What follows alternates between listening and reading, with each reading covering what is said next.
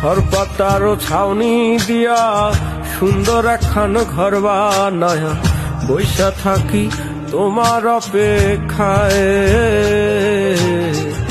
আসে জোয়ার যায় রে ভাটা, ভাঙে নদী গড়ে তলায়, বন্ধুর আমার মনটা বোঝা দেয়। এই অভাগার ঘরে তুমি না খাইলেও থাকবা সুখী, কলিজা কাইটা খাওয়াবো তোমার ও বন্ধু রে। কবে তুমি আইবা আমার ঘরে,